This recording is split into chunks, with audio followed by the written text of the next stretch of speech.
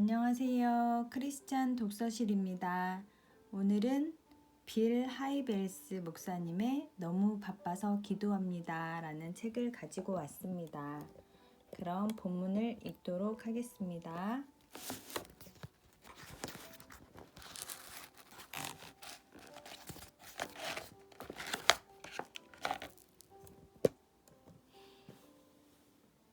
하나님의 임재, 하나님의 능력. 기도는 부자연스러운 것이다. 우리는 태어나는 순간부터 자급자족 능력을 갖추기 위해 애쓰며 수고한다. 그리고 그러는 가운데 자기 신뢰의 규칙을 배워나간다. 이렇게 깊이 자리 잡고 있는 가치관 앞에서 기도는 쉽게 사라져버리고 만다. 기도는 인간의 자율성에 대한 도전이요, 독립적인 삶에 대한 고발이다.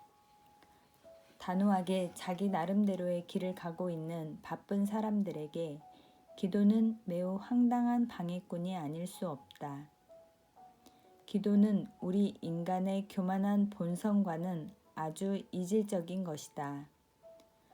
그런데도 언제 어디선가 어쩌면 우리 모두는 털썩 무릎을 꿇고 머리를 조아리며 오로지 하나님께만 관심을 기울인 채 기도할 수밖에 없는 시점에 다다른다.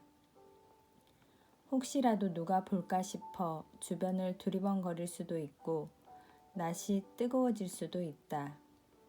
하지만 그 낯설음에도 불구하고 우리는 기도를 하는 것이다. 왜 우리는 기도에 마음이 끌리는 걸까? 여기에는 두 가지 설명이 가능하다. 하나님의 임재에 둘러싸여. 우리가 기도하는 이유는 직관적으로건 경험적으로건 하나님과의 가장 친밀한 연합은 오로지 기도를 통해서만 얻을 수 있다는 것을 알고 있기 때문이다. 시련이나 시험을 당해본 사람들, 가슴 아픈 일이나 슬픈 일, 혹은 실패나 낙담, 외로움이나 차별을 겪어본 사람들에게 물어보라. 그들이 마침내 무릎을 꿇고 주님께 마음을 쏟아 놓았을 때 그들의 영혼에 무슨 일이 일어났는지를. 그런 사람들은 내게 이렇게들 말했다. 뭐라고 설명할 수는 없어요. 하지만 하나님이 저를 이해하신다는 느낌이 들었지요. 또 어떤 사람들은 저는 하나님의 임재에 둘러싸여 있는 느낌이었어요 라고 말하기도 했다. 또는 전에는 전혀 느껴보지 못했던 위로와 평안을 느꼈어요 라고도 했다. 사도 바울도 이런 경험을 알고 있었기에 빌립보 교인들에게 편지를 쓰면서 이렇게 말했다. 아무것도 염려하지 말고 모든 일을 오직 기도와 간구로 하고 여러분이 바라는 것을 감사하는 마음으로 하나님께 아뢰십시오. 그리하면 사람의 헤아림을 뛰어넘는 하나님의 평화가 여러분의 마음과 생각을 그리스도 예수 안에서 지켜줄 것입니다. 몇 년 전 우리 아버지가 심장마비로 돌아가셨는데 당시 아버지는 비교적 젊으셨고 대단히 활동적이셨다. 나는 미시간에 있는 어머니 집으로 차를 몰고 달려가면서 아버지 없는 내 인생을 어떻게 계속 꾸려나갈 수 있을지 자신이 없어졌다. 아버지는 이 세상 누구보다도 나를 가장 믿어주신 분이었다. 그날 밤 침대맡에서 나는 하나님과 씨름했다. 왜 이런 일이 일어난 겁니까? 제가 이 사건을 제 마음속에서 그리고 제 인생 속에서 어떻게 이해하면 좋단 말입니까? 아버지를 잃은 상실감을 과연 극복할 수 있을까요? 당신이 정말로 저를 사랑하신다면 저한테 어떻게 이러실 수가 있습니까?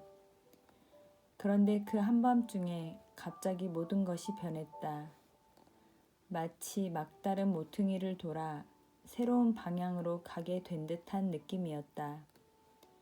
하나님은 단순히 이렇게 말씀하셨다. 나는 능력이 있다. 너는 나로 족하다. 지금은 이 사실이 의심스럽겠지만 나를 신뢰하거라. 이 경험이 일견 비현실적으로 보일 수도 있겠지만 그 결과는 1.1획도 오류가 없었다. 그렇게 눈물을 쏟으며 절망했던 그날 밤 이후로 나는 단 한 번도 의심의 안개에 휩싸여 고민한 적이 없었다. 하나님이 나를 보살피신다는 사실에 대해서 또는 내가 아버지 없이도 인생을 꾸려나갈 능력이 있다는 사실에 대해서 의심하며 고통스러워 한 적이 한 번도 없었다. 슬픔이라면 물론 슬펐다. 아버지의 죽음은 내게 깊은 상처이며 나는 늘 아버지를 그리워할 것이다. 하지만 그렇다고 해서 돛이나 나침반 없는 배처럼 표류하지는 않았다. 내가 아는 한 나로서는 가장 혹독했던 그 밤중에도 하나님과 넘치도록 친밀했던 그 순간이 있었기에 나는 용기와 확신과 소망을 품을 수 있었다. 친밀한 관계. 나는 항상 기도에 강한 사람은 아니었다. 나는 오랜 세월, 심지어는 그 교회의 선임 목사로 있는 동안에도 삶 속에서 기도를 실천하기보다는 기도에 관해서 알고 있는 것이 더 많았다. 나는 경주마처럼 조급한 성격이었고 자급자족 능력과 자기 신뢰야말로 매우 현실적인 문제라고 생각했다.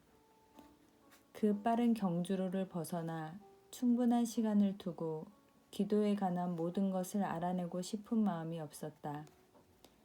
하지만 성령님이 너무도 직접적으로 나를 인도하셨기 때문에 나는 그 인도를 무시하거나 반박하거나 불순종할 수 없었다. 그런 인도하심 때문에 나는 기도를 탐구하고 연구하고 실천하게 되었고 마침내 기도가 무엇인지 이해하게 되었다. 나는 그 인도하심에 순종했다. 기도에 관한 중요한 책을 15권 내지 20권 정도 읽었는데 그 중에는 오래된 책도 있었고 새로 나온 책도 있었다. 기도에 관한 성경 구절들도 거의 다 섭렵했다. 그러고 나자 나는 그야말로 획기적인 행동을 하게 되었다. 기도하게 된 것이었다. 내가 기도 시간을 갖게 된 지도 언 20년이 흘렀고 그 후로 내 기도 생활은 완전히 변화되었다. 내 기도들은 기적적으로 응답되기도 했고 그렇게 응답받은 목록만도 엄청났지만 그것이 내게 가장 큰 성취감을 주지는 못했다. 오히려 기도를 통해 나와 하나님의 관계 속에서 일어난 질적인 변화야말로 가장 짜릿한 기쁨이었다.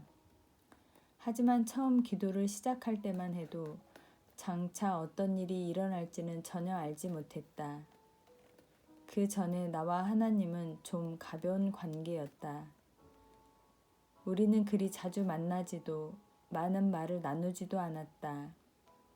하지만 지금은 아주 많이 만나고 있으며 스쳐가는 대화가 아니라 실속 있는 대화, 매일 아침 상당 시간 영혼을 탐색하는 대화를 나누고 있다.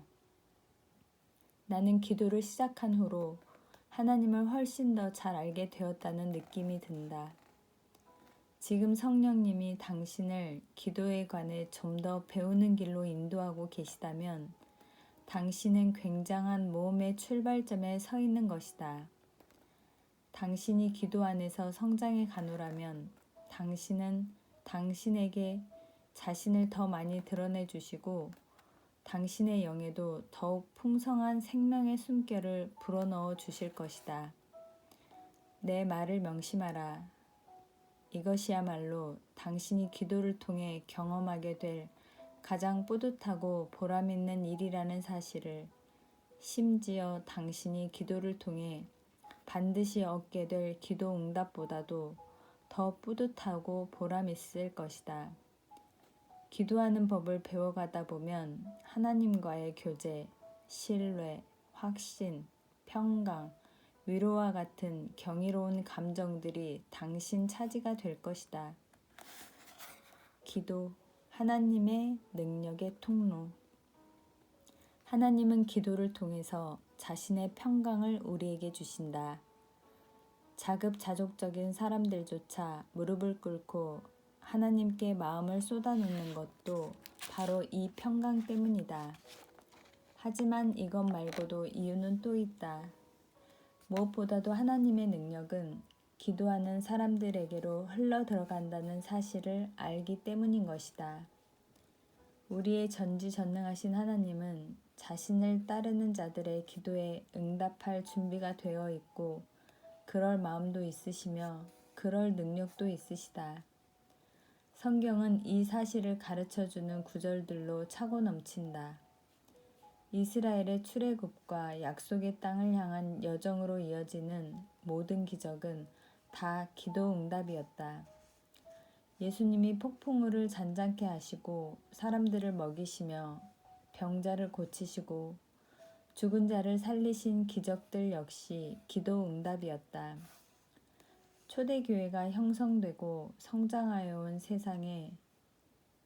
온 세상에 퍼져나갈 때에도 치유와 구원을 바라는 신자들의 지속적인 기도에 하나님은 응답하셨다. 하나님의 능력은 상황과 관계를 변화시킬 수 있다. 하나님의 능력은 우리가 일상의 어려움을 직면할 수 있도록 도와주신다. 하나님의 능력은 심리적, 신체적 문제들을 치유하실 수 있고 결혼 생활의 장애물을 없애주실 수 있으며 경제적인 필요를 채워주실 수도 있다. 사실 하나님의 능력은 모든 종류의 어려움, 곤경 혹은 낙심되는 일들을 전부 다루실 수 있다. 어떤 이는 말했다. 우리가 일할 때는 우리가 일하는 거지만 우리가 기도할 때는 하나님이 일하시는 거라고. 하나님의 초자연적인 힘은 기도하는 자들에게 항상 열려 있다. 하나님이라면 변화를 일으키실 수 있다는 사실을 존재의 중심으로부터 확신하는 자들에게는 말이다. 회의론자들은 이렇게 반박할지도 모른다. 기도가 응답된 것은 다만 우연의 일치일 뿐이라고. 하지만 영국의 어느 주교가 말한 것처럼 사람이 기도하기 시작할 때 얼마나 많은 우연의 일치가 발생하는지 놀랍지 않은가?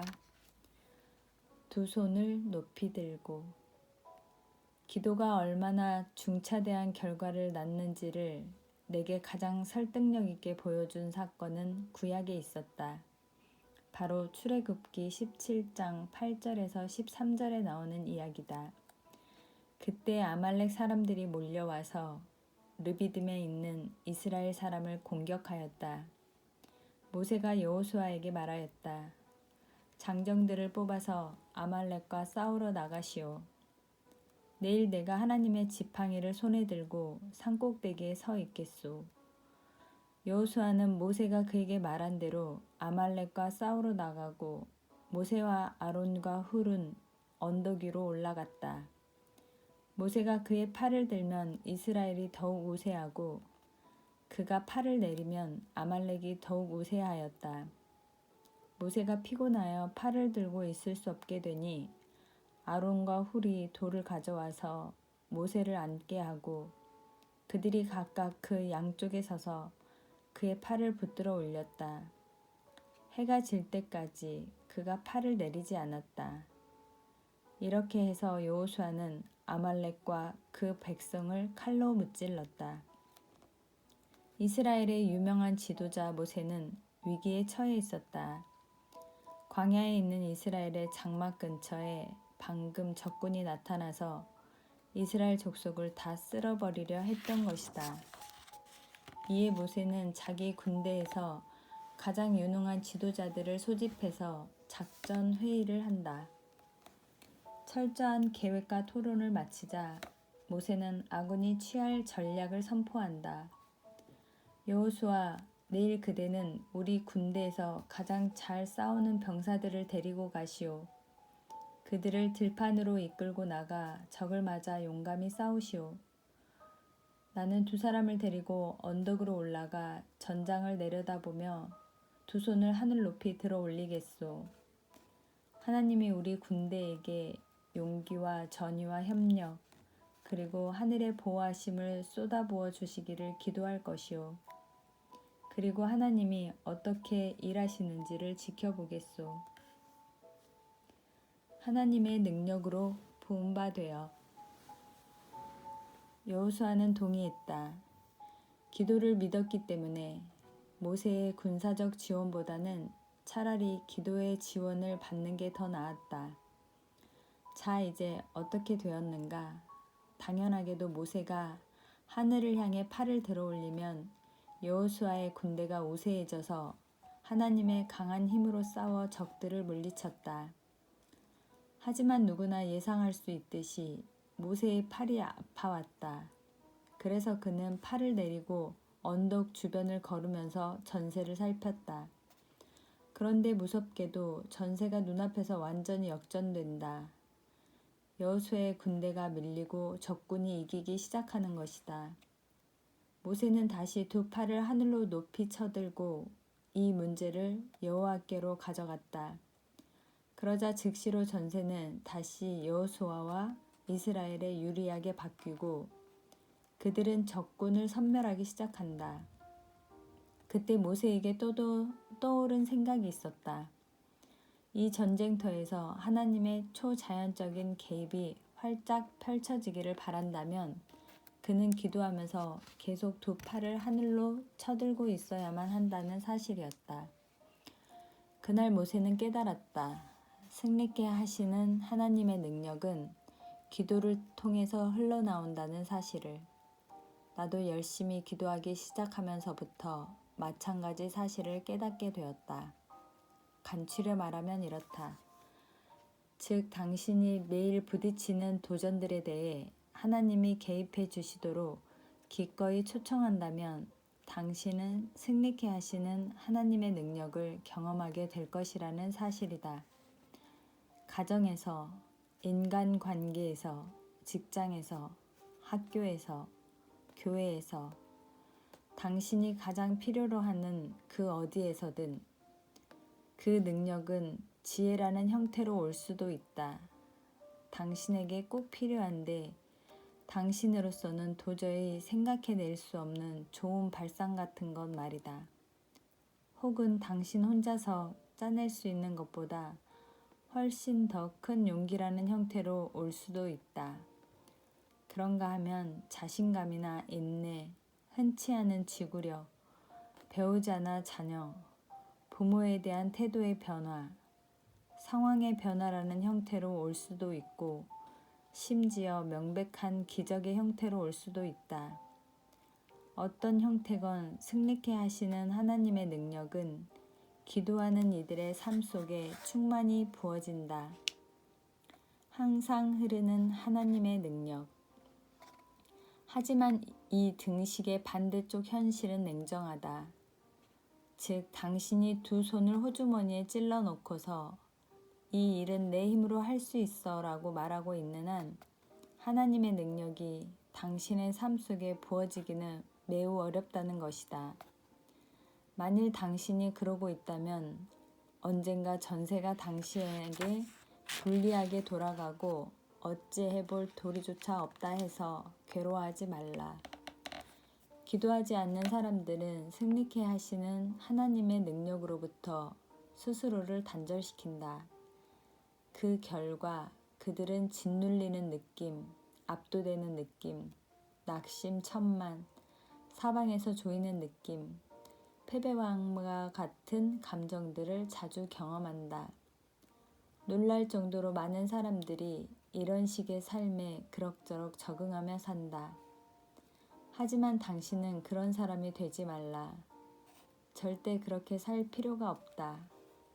기도는 승리케 하시는 하나님의 능력의 창고를 여는 열쇠다.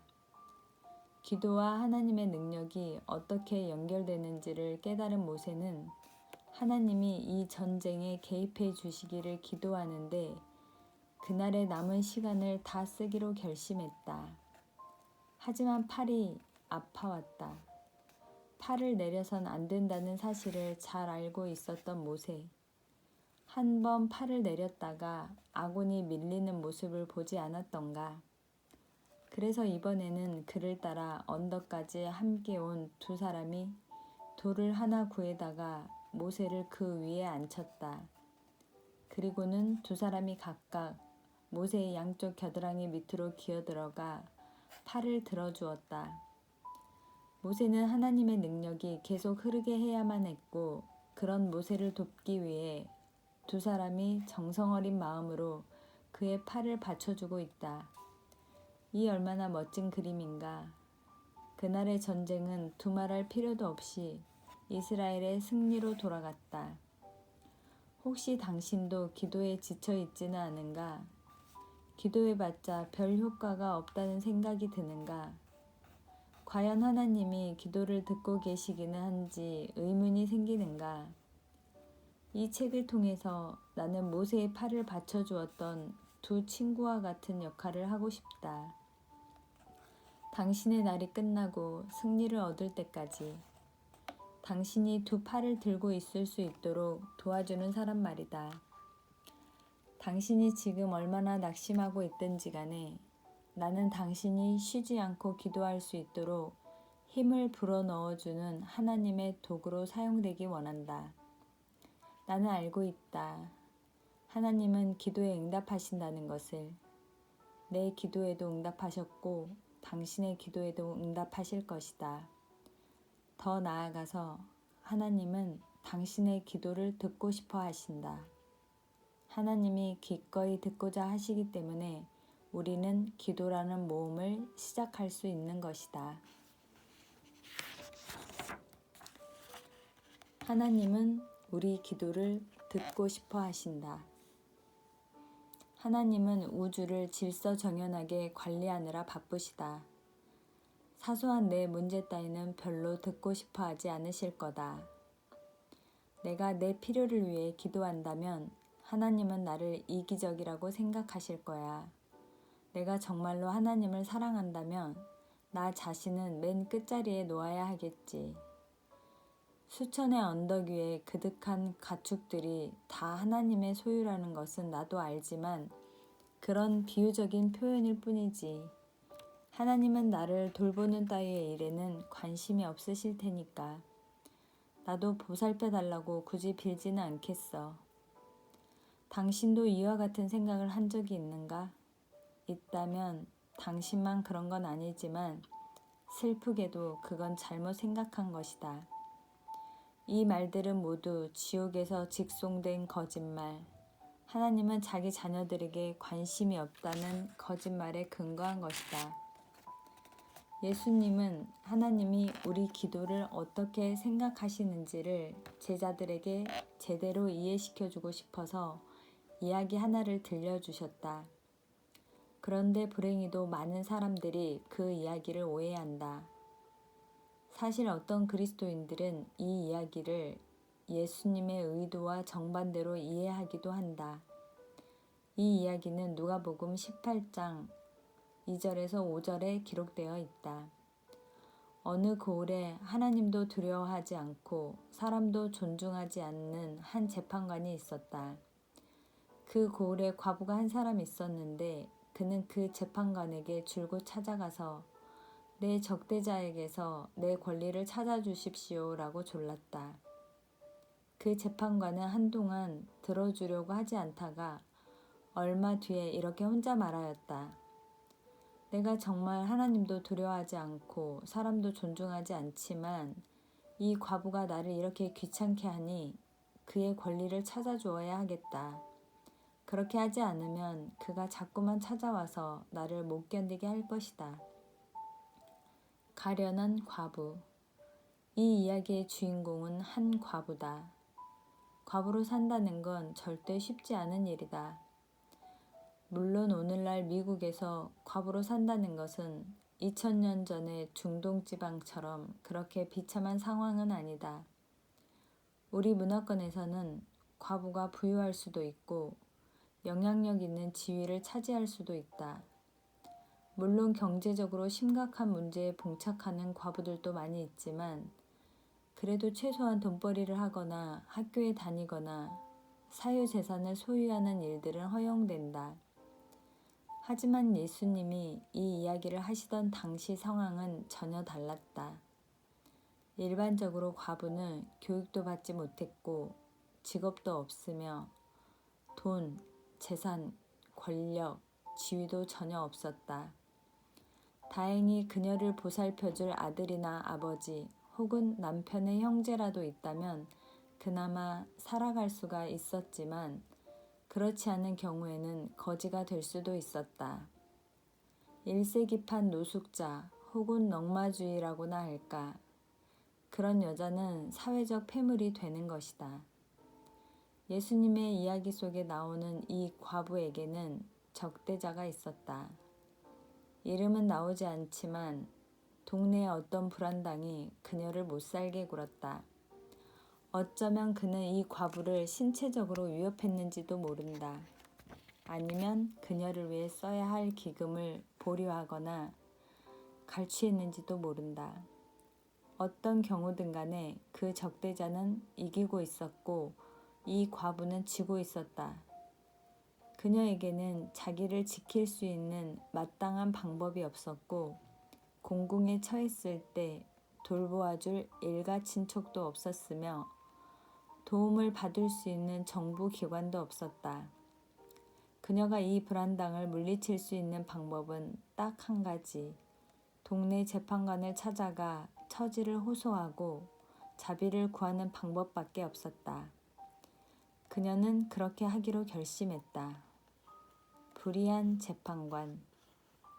자, 이제 두 번째 인물인 불의한 재판관을 살펴보자. 예수님은 이 사람을 두 가지 점에서 명쾌하게 묘사했다. 그가 하나님을 두려워하지 않는다는 점과 인간을 존중하지 않는다는 점이다. 이 재판관은 하나님을 두려워하지 않았기 때문에 책임의식도 없었다. 그는 하나님의 말씀, 하나님의 지혜 또는 하나님의 정의를 존중하지 않았다. 장차 모든 것을 계수할 날이 오면 자기가 결정했던 모든 일에 대해서 책임을 져야 한다는 사실도 전혀 개의치 않았다. 그러므로 그는 자기식의 정의를 살폈고 기분 내키는 대로 판결을 내렸다. 마치 대포를 장전해서 갑판에 발포하듯이 자기가 원하는 곳 아무데나 발사를 했다. 또한 인간에 대한 존중심이 없었던 이 재판관은 법정에서 자기가 내린 결정들이 정의를 학수고대하는 사람들에게 어떤 영향을 미칠 것인지에도 신경 쓰지 않았다. 그에게는 사람이 별로 중요하지 않았기 때문에 사람들을 함부로 대하고 이용했다. 그는 사람들을 형제 자매로 여기기보다는 골칫덩어리요 방해물이며 도통거리이자 귀찮은 존재로 여겼다. 그의 인생의 모토는 나가 다 나가였다. 그런데 과부의 최후의 보루가 이 재판관인 것이다. 당신은 이 과부에게 이렇게 말하고 싶을지도 모른다. 법정에 가느라고 시간 낭비하지 마세요. 그 재판관은 당신의 적대자와 한패인지도 몰라요. 당신을 면전에서 비웃고는 거리로 내쫓아 버릴 거요. 그렇다. 그는 정말 그렇게 했다. 하지만 이야기는 재판관이 이 사건을 기각한 데서 끝나지 않는다. 끈질기게 졸라서 얻은 정의. 재판관의 행동에 상처와 충격을 받은 과부는 정신을 가다듬고 자기의 처지를 다시 한번 검토했다. 그리고는 결연하게 이렇게 되뇌었다. 나에게는 선택의 여지가 없어. 이 재판관이 내 유일한 희망이야. 어떻게든 이 사람을 통해서 보호를 받아야만 하겠어. 그런데 어떻게 그렇게 할 수 있겠는가? 상위 법정이 그녀의 사건을 귀담아 들어줄 리도 만무하고 무일푼인 처지이니 재판관에게 쓸 뇌물도 없었다. 결국 그녀는 이렇게 다짐했다. 내가 어떻게 행동해야 할지 알겠어. 계속 조르는 거야. 그 재판관이 한 번씩 뒤돌아볼 때마다 얼굴을 마주쳐야지. 그가 집에 갈 때도 따라가고 직장에도 따라가고 경마장에도 따라갈 거야. 찰거머리처럼 찰싹 달라붙자고. 날 보호해주든지 감옥에 쳐넣든지 아니면 죽이든지 무슨 수가 나겠지. 그래서 그렇게 했는데 과연 효과가 있었다. 그녀는 재판관을 계속 졸라댔고 드디어 어느 날 이 재판관은 사무실 창문을 확 열어 젖히면서 이렇게 소리쳤다. 도저히 더는 못 참겠군. 누가 이 과부의 문제 좀 해결해줘. 얼마가 들든 상관없어. 해결만 해줘. 이 여자 때문에 미쳐버리겠어. 이리하여 이야기는 행복한 결말로 끝난다. 고약하고 무관심한 재판관이 결국 과부를 적대자로부터 보호해 주었다는 것이다. 물론 그가 선량해서가 아니라 그를 끈질기게 괴롭힌 과부의 탁월한 능력 때문이었지만. 완전히 빗나간 해석. 누가에 따르면 예수님은 제자들이 늘 기도하고 낙심하지 말아야 한다는 뜻으로 이 이야기를 들려주셨다고 한다. 그런데 이야기를 여기까지 읽은 독자들 중에 그 의미를 엄청나게 잘못 해석하는 사람들이 많다. 이 이야기를 풍요라고 생각해서 다음과 같이 이해하는 것이다. 즉, 우리 인간은 이 과부와 같다. 그녀처럼 가난하고 힘없고 연줄도 없고 지위도 없어서 우리의 문제를 혼자 해결할 수도 없고 도움을 청할 곳도 없다는 것이다. 길을 잘못 들어선 이 독자는 계속 곡해한다. 하나님도 틀림없이 이 재판관과 같다고 생각하는 것이다. 하나님은 우리가 처한 상황에는 별로 관심이 없다. 어차피 하나님께는 계속 돌려야 할 우주가 있고 조화롭게 관리해야 할 천사들이 있으며 조율해야 할 하프가 있지 않던가. 그러니 정말로 중요한 일이 아니면 하나님을 귀찮게 하지 않는 게 좋다는 것이다. 하지만 우리가 정말 비참한 처지에 있다면 우리도 언제든지 이 과부처럼 행동할 수 있다. 즉 하나님을 귀찮게 할 수 있다는 것이다. 천국의 문을 꽝꽝 두드려라. 몇 시간이고 무릎 꿇고 기도하라. 친구들에게도 부탁해서 하나님을 귀찮게 해라. 조만간 우리는 하나님을 지치게 만들어서 하나님이 꽉 움켜쥐고 주지 않으시려 하는 축복을 억지로 손가락을 벌려 얻을 수 있을지도 모른다. 결국 하나님은 이렇게 외치시겠지. 더 이상 참을 수가 없구나. 누가 이 문제 좀 해결해줘 라고. 당신은 이런 해석이 옳다고 생각하는가? 그렇게 생각하지 않기를 바란다. 하지만 내가 대화를 나눠본 사람들 중에는 하나님을 그 재판관처럼 생각하는 사람들이 종종 있었다. 그들의 확신은 철저했다. 즉 하나님은 무슨 이유에서인지 우리에게 자신의 축복의 창고문을 열어주고 싶어하지 않으신다는 것이다. 그러므로 기도의 가장 큰 관건은 그 창고문을 열 수 있는 잃어버린 열쇠를 찾는 일이라는 것이다.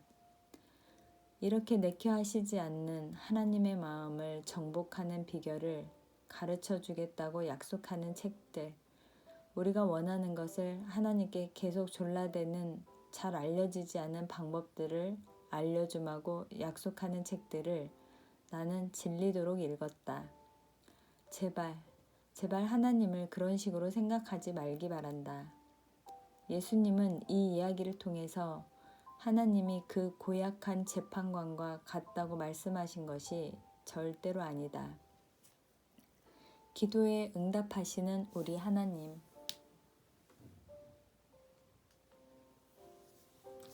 그렇다면 이 이야기의 의미는 무엇인가? 예수님은 이야기를 마치자마자 직접 해석을 해주셨다. 이제 당신은 이 불의한 재판관이 어떻게 행동했는지를 보았다. 그럼 이번에는 하나님의 방법을 살펴보자. 하나님께서 자기에게 밤낮으로 부르짖는 택하신 백성의 권리를 찾아주시지 않으시고 모른 채 하고 오래 그들을 내버려 두시겠느냐? 내가 너희에게 말한다. 하나님께서는 얼른 그들의 권리를 찾아주실 것이다.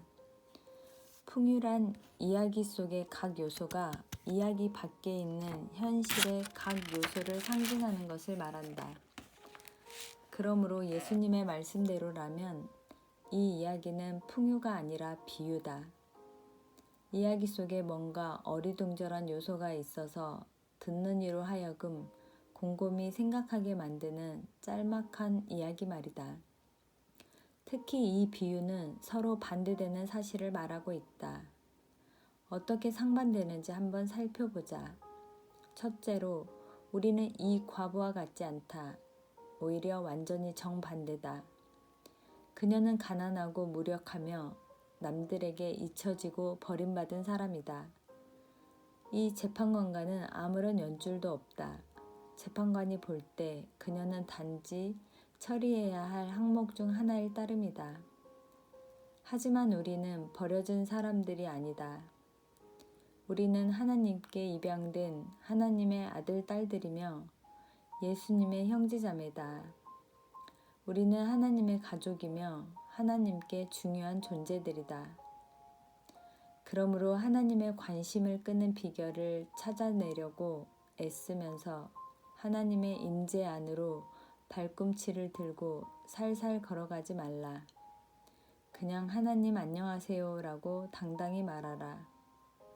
그리고 하나님은 당신의 목소리를 듣고 싶어 하신다는 사실을 명심하라. 두 번째로, 우리의 사랑 많으신 하늘 아버지는 예수님의 이야기 속에 등장하는 이 재판관과 닮은 점이 전혀 없다. 이 재판관은 삐딱하고 불의하고 불공평하며 사람을 무시하고 돌보지 않았을 뿐 아니라 자기 개인사에만 열중해 있었다. 이와 반대로 우리 하나님은 의로우시고 정의로우시며 거룩하시고 온유하시다. 또한 항상 우리를 응대하시고 동정하신다. 시편 기자는 이렇게 말한다. 너희는 여호와의 선하심을 맛보아 알지어다. 하나님한테서 축복을 억지로 받아내려는 방법, 하나님 혼자만 간직하고 싶어하는 것을 내놓게 만드는 묘수를 찾겠다는 생각은 추호도 하지 말라. 하나님은 자신의 자녀들에게 복 내려 주기를 기뻐하신다. 하나님의 말씀인 성경이 그렇게 가르치고 있다. 그게 하나님의 본성이다. 하나님 자체가 바로 내어주는 하나님, 축복하시는 하나님, 격려하시는 하나님, 양육하시는 하나님, 힘을 불어넣어 주시는 하나님, 사랑해 주시는 하나님인 것이다. 풍성한 축복. 지금까지 나는 신학적으로 아주 명료한 진리를 체험한 적이 여러 번 있는데 그중 한 번은 아들에게 자전거를 사주었을 때였다. 녀석은 스스로도 흥분했다고 생각하고 있었고 내가 봐도 정말로 흥분해 있었다. 하지만 자전거를 산 첫날 그 애가 자전거를 타고 현관 앞길을 달려 내려가는 모습을 지켜보던 나는 집으로 들어오면서 눈물이 글썽해졌다. 그러고는 아내 린에게 이렇게 말했다. 저 자전거가 50만 원짜리였다 해도 그 값어치가 있었을 거요. 저 녀석한테 뭔가를 선물했다는 사실이 이렇게 기쁠 수가 없구려. 아들이 두 눈을 동그랗게 뜨고 신나게 자전거 타는 모습을 보노라니 나는 소름이 돋을 정도였다. 바로 그때 거기서 나는 나중에 그 애한테 할리 데이비슨 오토바이를 사줄 계획을 짜기 시작했다. 자동차를 사줄 계획까지도. 지난 세월 동안 나는 부모님이 이렇게 불평하는 말들을 들었다. 자식놈들이 대학 시험을 쳤으니 돈을 내놓아야지 어쩌겠습니까? 괜히 아까운 척 엄살 피우는 게 아닌가 싶다. 나 개인적으로는 우리 아이들에게 대학 교육을 시키는 것이 아주 큰 기쁨이었다. 나와 아내가 치른 희생은 우리 아이들이 인생에서 얻은 성장과 발전에 비하면 아무것도 아니었다. 책을 통해서 이런 감정을 배운 것은 아니다. 그냥 그렇게 느껴지는 것이다. 나는 자식들에게 무엇이든지 주고 싶어 어쩔 줄 모른다. 그러다 보니 하나님도 자신의 자녀들에게 온갖 자원과 능력을 베풀어 주기를 무척 기뻐하신다는 사실을 이해하게 되었다. 우리가 섬기는 하나님은 우리에게 그저 축복을 쏟아부어 줄 기회를 찾으시는 하나님이라고 성경은 가르친다. 마치 하나님은 이렇게 말씀하시는 듯하다. 내게 있는 자원들을 내 자녀들에게 나눠주지 않는다면 무슨 소용이 있겠는가? 그저 너희가 나에게 적절히 협조해 주기만 한다면 너희들에게 축복을 쏟아부어 주마. 이 주제는 성경이 계속 말하고 또 말하는 주제다.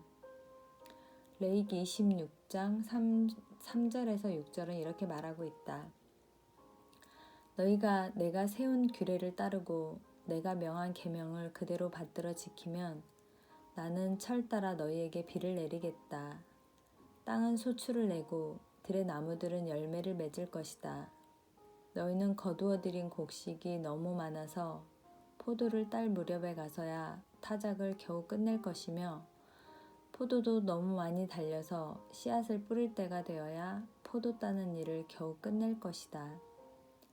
너희는 배불리 먹고 너희 땅에서 안전하게 살 것이다.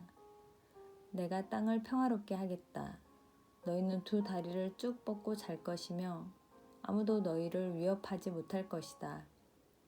나는 그 땅에서 사나운 짐승들을 없애고 칼이 너희의 땅에서 설치지 못하게 하겠다. 당신들이 당신들의 하나님의 말씀에 순종하면 이 모든 복이 당신들에게 찾아와서 당신들을 따를 것입니다. 당신들은 성읍에서도 복을 받고 들에서도 복을 받을 것입니다. 당신들의 태가 복을 받아 자식을 많이 낳고 땅이 복을 받아 열매를 풍성하게 내고 집 지은 승이 복을 받아 번식할 것이니 소도 많아지고 양도 새끼를 많이 낳을 것입니다. 당신들의 곡식 광주리도 반죽 그릇도 복을 받을 것입니다. 당신들은 들어와도 복을 받고 나가도 복을 받을 것입니다. 당신들에게 대항하는 적들이 일어나도 주님께서는 당신들이 보는 앞에서 그들을 치실 것이니 주님께서는 그 풍성한 보물창고 하늘을 여시고 철을 따라서 당신들 밭에 비를 내려주시고 당신들이 하는 모든 일에 복을 주실 것입니다. 그러므로 당신들은 많은 민족에게 꾸어주기는 하여도 꾸지는 않을 것입니다. 다윗이 밧세바와 가늠한 사실을 고백한 직후에 나단 선지자가 다윗 왕에게 한 말은 특히나 신랄하다. 주 이스라엘의 하나님이 이렇게 말씀하십니다. 내가 너에게 기름을 부어서 이스라엘의 왕으로 삼았고 또 내가 사울의 손에서 너를 구하여 주었다. 이스라엘 사람들과 유다 나라도 너에게 맡겼다. 그것으로도 부족하다면 내가 내게 무엇이든지 더 주었을 것이다. 그런데도 너는 어찌하여 나 주의 말을 가볍게 여기고 내가 악하게 여기는 일을 하였느냐. 다시 말해서 다윗아, 나는 온갖 은혜와 축복과 자원과 권력을 다 가지고 있고 그것을 내 삶에 쏟아부어 주려 했다. 그런데 네가 어찌하여 이를 엉망으로 만드느냐고 말씀하신 것이다. 부요한 유산. 구약 성경 전체에 걸쳐서 발견되는 주제는 바로 하나님은 자신의 자원을 자기 백성에게 기꺼이 다 나눠주실 준비가 되어 있다는 사실이다. 신약에 오면 이 개념은 더 확장되고 더 구체적으로 나타난다. 신약에서는 우리가 하나님의 아들, 딸들로 입양되었으며 하나님의 영광스러운 천국을 예수님과 함께 유산으로 받을 상속자라는 사실을 알게 된다. 예수님은 우리에게 하나님을 아버지라고, 아니 사실은 아빠라고 부르라고 가르치셨다. 기독교 교회에서 가장 많이 반복되는 기도는 이렇게 시작된다. 하늘에 계신 우리 아버지, 하나님은 사랑 안에서 예수 그리스도를 통하여 우리를 하나님의 자녀로 삼으시기로 예정하신 것이다. 즉, 여러분 각 사람은 이제 종이 아니라 자녀입니다. 자녀이면 하나님께서 세워주신 상속자이기도 합니다. 로마서 8장에는 바울은 이렇게 썼다. 바로 그때에 그 성령이 우리의 영과 함께 우리가 하나님의 자녀임을 증언하십니다. 자녀이면 상속자이기도 합니다. 우리가 그리스도와 함께 영광을 받으려고 그와 함께 고난을 받으면 우리는 하나님이 정하신 상속자요 그리스도와 더불어 공동 상속자입니다. 얼마나 환상적인 약속인가. 하나님은 우리를 아들, 딸로 입양하셨기 때문에 우리를 당신의 복으로 감싸주실 것이다. 우리는 하나님의 자녀요 법정 상속자로서 이 세상과 우주를 소유한 자들이다. 그런데 우리 아버지께 필요를 아뢰는 것을 두려워해서야 되겠는가? 관대한 아버지들. 나는 아버지 것이면 무엇이든지 나도 쓸 수 있었다. 내가 제대로 다룰 능력만 되면 말이다. 아버지가 가장 소중히 여기시던 물건 중에 약 14m 되는 보트가 있었는데 내가 중학교 2학년이 되자 아빠는 내게 이렇게 말씀하시곤 했다. 네 친구 한 명 데리고 사우스 헤이븐으로 나가서 보트를 띄워보지 그러니 그리고 형과 내가 운전면허증을 따자 마찬가지로 아버지는 너그럽게 우리에게 차를 내주셨다. 아버지가 새 차를 뽑으셨다면 아마도 집에 와서 가장 먼저 우리 형제에게 자동차 열쇠를 하나씩 내주면서 이렇게 말씀하셨으리라. 한번 몰아보렴. 데이트할 때 몰고 나가고 싶으면 그렇게들 하려무나. 대부분의 아버지는 자녀들을 즐거이 관대하게 대한다. 예수님은 이 점을 잘 알고 계셨고 그렇기 때문에 하나님의 관대하심을 설명하실 때 아버지들을 비유로 사용하신 것이다. 너희 가운데서 아들이 빵을 달라고 하는데 돌을 줄 사람이 어디에 있으며 생선을 달라고 하는데 뱀을 줄 사람이 어디에 있겠느냐. 너희가 악해도 너희 자녀에게 좋은 것을 줄 알거든. 하물며 하늘에 계신 너희 아버지께서 구하는 사람에게 좋은 것을 주지 아니하시겠느냐. 예수님이 묘사하시는 상황을 눈앞에 그려보자. 이 아들은 하루 종일 밖에 나가 일을 했고 집에 돌아오니 허기가 졌다. 가족들은 식사 중이고 김이 모락모락 나는 맛있는 음식이 각자에게 돌아가고 있다. 그때 아버지가 이 아들에게 돌덩이 하나를 던져주면서 이렇게 말한다. 여기 있다. 이거나 씹어라. 혹은 더 심한 경우로 그 아들에게 도구름 뱀을 던져주는 아버지. 그런 아버지를 상상이나 할 수 있겠는가? 지구상에 있는 아버지치고 완벽한 아버지는 없다. 우리는 모두 죄로 얼룩져 있기 때문이다. 하지만 아무리 그렇다 해도 이런 아버지는 잔인하다고 우리는 생각한다. 좋은 아버지는 자기 자녀들에게 좋은 선물을 주고 싶어 한다. 하늘에 계신 우리 아버지도 마찬가지시다. 우리 아버지의 기쁨. 그런데도 무슨 이유에서인지 우리들 대부분은 하나님이 선물을 주실 때 그것을 받기 어려워한다. 과거에 나는 하나님이 내게 복, 성령의 특별한 은총을 주신다든지 내가 바라던 물질적인 것을 주신다든지 혹은 누군가와의 새롭고 따스한 관계를 허락해 주시는 등의 복을 주시면 이런 느낌이 들었던 것을 선명하게 기억한다. 하나님께 뭔가 혼선이 생겼나 봐. 왜 나한테 이런 대접을? 사실 그런 행운에 대해 나는 죄책감을 갖곤 했다. 마치 하나님은 내가 그걸 갖는 걸 원치 않으시는데 어쩌다가 내가 얻게 된 것이냔 말이다. 나는 하나님을 믿어드리는 법을 지금도 계속 배우고 있다. 불완전한 아버지들도 자기 자녀들에게 복 주기를 좋아할진데 하늘에 계신 완전한 우리 아버지는 자신의 사랑하는 자녀인 우리에게 좋은 선물 주는 것을 얼마나 좋아하시겠는가. 제2장 서두에 적혀 있던 말들을 다시 한번 살펴보라. 우리가 한두 번씩은 다 했던 말들이다. 그 말들이 인간의 아버지들이 취하는 태도를 대변하는 거라면 얼마나 모진 말들인지 생각해보라. 아빠는 회사에서 아주 바쁘다. 네 잃어버린 자전거나 불공평한 선생님에 대한 이야기 따위는 듣고 싶지 않아.